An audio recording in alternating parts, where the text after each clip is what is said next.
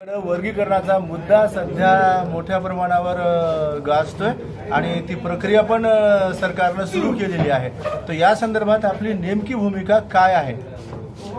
आरक्षण उपवर्गीकरणामध्ये आंबेडकरी समाजाचे सर्वमान्य नेते बाळासाहेब आंबेडकर यांनी हस्तक्षेप करावा आणि मातंग समाजातील उपवर्गीकरणाचं समर्थन करणारे नेते आणि उपवर्गीकरणाला विरोधी करणाऱ्या नेत्यांची समन्वय साधून एक सुकाणू समिती करावी आणि यामध्ये सरकारकडे त्यांनी प्रतिनिधित्व करावं आणि हा मार्ग चर्चेतून त्यांनी सोडवावा अशी मी या पत्रकार परिषदेच्या वतीने बाळासाहेब आंबेडकरांना विनंती करतो. बरं, आपण आंबेडकरी चळवळीचे ज्येष्ठ नेते आहात, त्यासोबतच आता काँग्रेसमध्ये सुद्धा आहात. तर काँग्रेस पक्षाची काही भूमिका या संदर्भानं किंवा आपण काय प्रयत्न करणार, पत्र पाठवणार काही? काँग्रेस पक्षाची भूमिका काय आहे ते अधिकृत मला सांगता येणार नाही, पण मी आंबेडकरी चळवळीतील कार्यकर्ता म्हणून आणि आंबेडकरी समाजाचा एक घटक म्हणून या प्रकरणामध्ये मी माझी भूमिका व्यक्त करत आहे.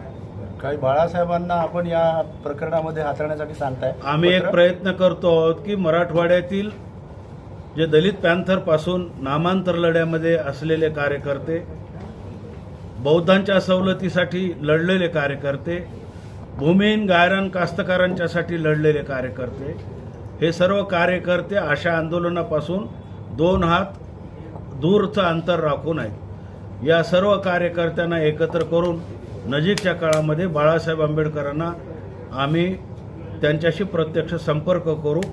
त्या अगोदर त्यांना पत्र लिहू आणि त्यांची वेळ घेऊन त्यांची भेट घेऊ आणि त्यांना विनंती करू की हा प्रश्न दोन्ही समाजाच्या दृष्टीनं अत्यंत गंभीर असा बनलेला आहे आणि कधी काळी हे समाज एकमेकाचे सहकारी होते.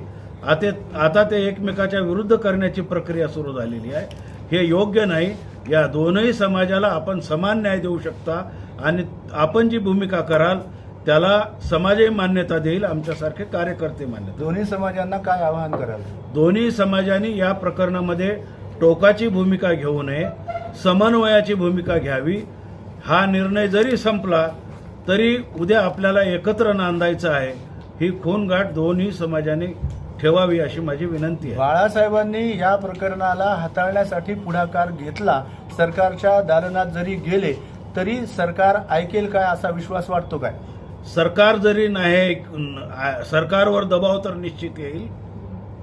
सरकारला ऐकावं तर लागेलच, पण निर्णय करताना सरकार ज्या एकतर्फीपणानं जात आहे त्या एकतर्फीपणामुळे बौद्ध समाजामध्ये अशी भावना झालेली की आमचं काहीतरी चाललेलं आहे ना. तर किमान बाळासाहेब आंबेडकरांच्या हस्तक्षेपामुळं या प्रकरणामध्ये एवढं होईल की त्यांनाही न्याय देता येईल आणि बौद्ध समाजाच्या दृष्टिकोनाने त्यांचं जे न्याय आहे ते त्यांना टिकवता येईल. Okay, thank you.